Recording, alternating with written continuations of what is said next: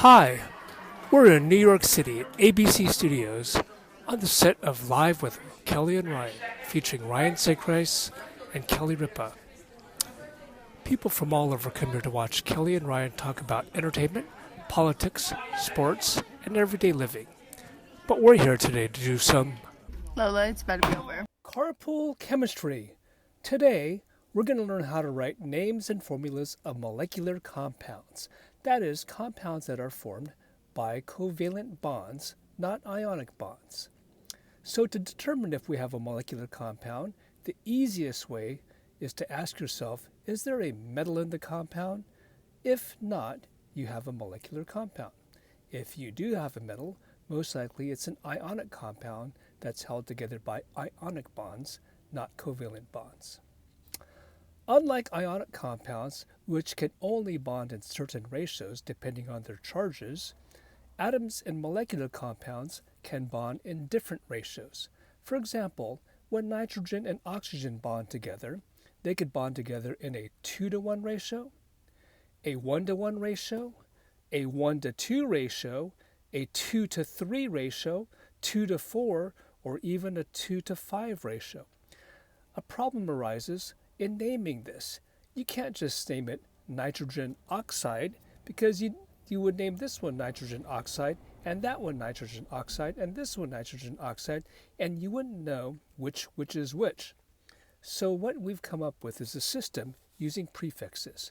For one atom, you use mon. 2 is di, 3 is tri, 4 tetra, 5 penta, 6 hexa, 7 hepta, 8 octa, 9 nona, and 10 deca. For example, let's name this compound over here.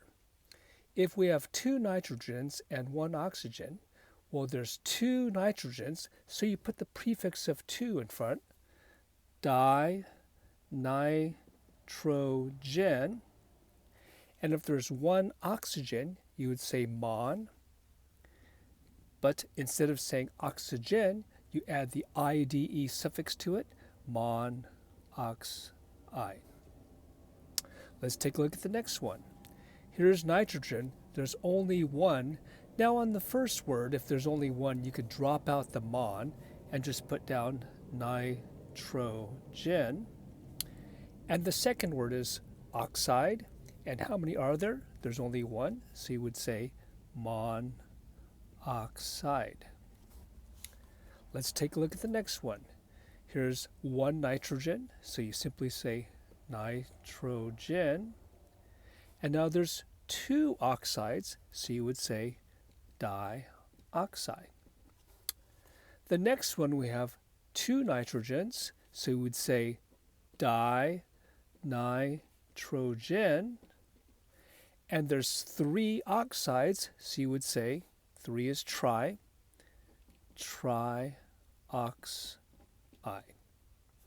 This next one here, we have 2 nitrogens, so we have dinitrogen again. But this time we have 4 oxygens, so we would have tetraoxide or tetroxide. And finally over here we have 2 nitrogens and 5 oxygens, so we have dinitrogen, and 5 is penta, so pentoxide.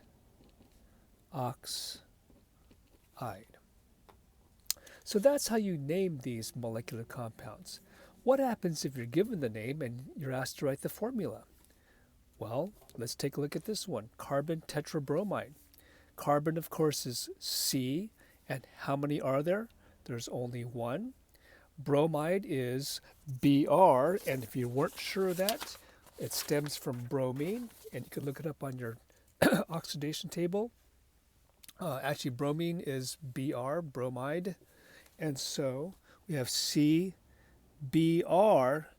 but there's 4 of them, and 4 is tetra, and so CBr4. Sulfur dioxide, silicon dioxide. Silicon is Si. There's only 1 of them. Dioxide, oxide of course is oxygen. There's di or 2 of them, so it's SiO2. tetraphosphorus decoxide. It sounds very complicated, but I think if we take it slowly, we could figure it out. Phosphorus, of course, is P. Tetra means there's 4 of them, so P4. Oxide is O. Deca of them is 10, so P4O10. And finally, one more example, diarsenic pentoxide. Well, arsenic is As. If there's di of them, there's 2. Oxide, of course, is O. And if there's penta of them, that's 5. As2O5. And that's how you write names and formulas of molecular compounds. From the set of Live with Kelly and Ryan in New York City, this is Carpool Chemistry. Thanks for watching.